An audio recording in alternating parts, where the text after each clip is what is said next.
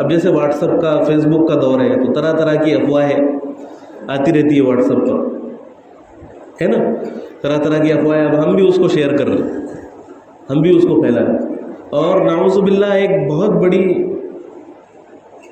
گناہ کی چیز جو سوشل میڈیا کے ذریعے سے ہوتی ہے وہ یہ ہے کہ جھوٹی حدیثوں کو پھیلانا، جھوٹی حدیثوں کو پھیلانا. اب کسی نے ایک حدیث چلتی ہے جب رمضان کا مہینہ آ جائے تو اس حدیث کے اندر، نعوذ باللہ حدیث تو نہیں ہے وہ، تو اس کے اندر بتایا جاتا ہے کہ جو شخص دوسرے کو رمضان کی سب سے پہلی خوشخبری دے گا تو اللہ تعالیٰ اسے جہنم سے آزاد کرے.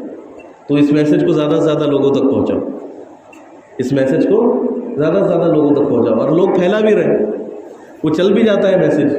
یعنی اس کا مطلب یہ ہے کہ وہ چل رہا ہے، تبھی تو ہمارے پاس ہر سال پہنچ رہا ہے اہتمام کے ساتھ، پابندی کے ساتھ، ہے نا. ساری چیزیں چوک جائیں گی لیکن یہ میسج آنا بند نہیں ہوتی. تو اس کو حدیث کہہ کر بیان کیا ہے، حالانکہ یہ حدیث ہو ہی نہیں سکتی. کوئی بھی انسان اس کے حدیث نہ ہونے کو اچھی طریقے سے آسانی سے سمجھ سکتا.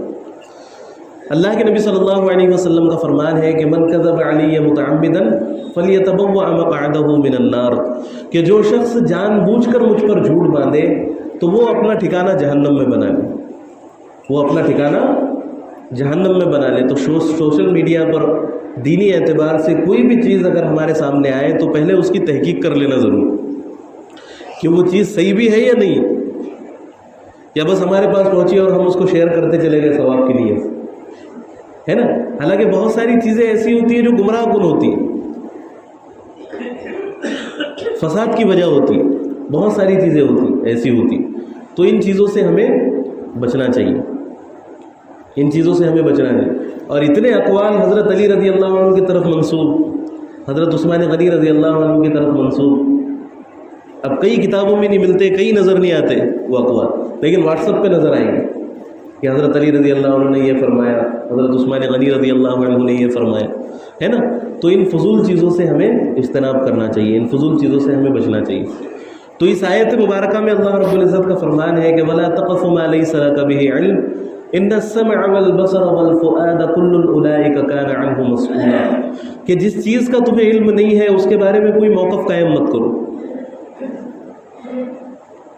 کہ قیامت کے دن جو کان تمہارے سنتے ہیں اس کے بارے میں بھی اللہ رب العزت تم سے سوال کریں گے کہ تم کانوں سے کون کون سے گناہ کیا ہے. دوسرے کی غیبت سننے میں اگر تمہیں مزہ آتا تھا تو اس کے بارے میں بھی اللہ رب العزت سوال کریں گے قیامت میں، اس کے بارے میں بھی اللہ تعالیٰ پوچھیں گے. پھر آنکھوں کے بارے میں بھی سوال ہوگا،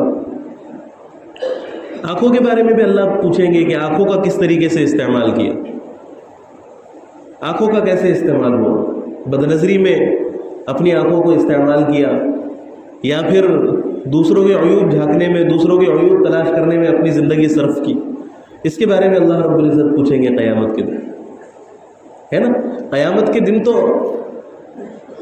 یوم الدین کہا گیا، قیامت کے دن مالک یوم الدین، کہ اللہ تعالیٰ روز جزا کے مالک ہے، روز جزا کے مالک ہے. یوم الدین کا ترجمہ ہوتا ہے روز جزا، اس کو دن انصاف کا کہا گیا.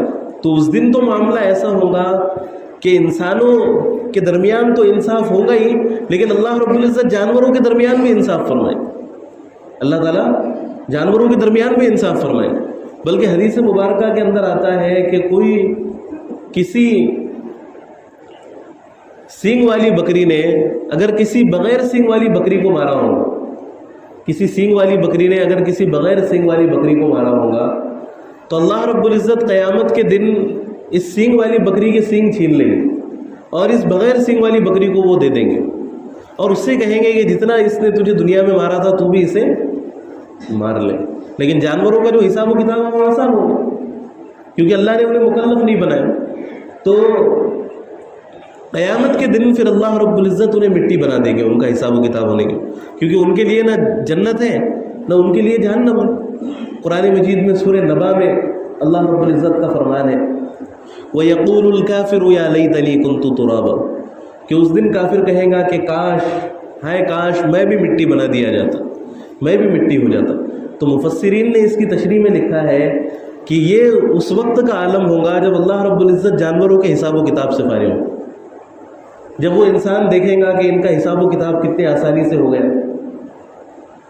کہ ان کا حساب و کتاب ہوا بھی اور حساب کے بعد اللہ رب العزت نے ان کو مٹی بھی بنا دیا، یہ مٹی بھی بن گئے، تو وہ کافر اس دن تمنا کرے گا وَيَقُولُ الْكَافِرُ يَا لَيْتَنِي كُنتُ تُرَابًا، کہ ہائے کاش اللہ تعالیٰ مجھے بھی مٹی بنا دیتے، ہائے کاش اللہ تعالیٰ مجھے بھی مٹی بنا دیتے تو میں بھی جہنم کی آگ سے بچ جاتا۔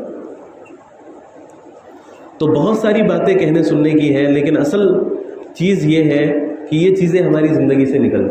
اگر یہ چیزیں ہماری زندگی سے نہیں نکلیں گی تو نہ ہم دین کے معاملے میں اللہ رب العزت کے برگزیدہ ہو سکتے ہیں، نہ آخرت میں اللہ رب العزت کے برگزیدہ ہو سکتے ہیں، کسی بھی معاملے میں ہم اللہ کی نظر میں کامیاب نہیں ہو سکتے۔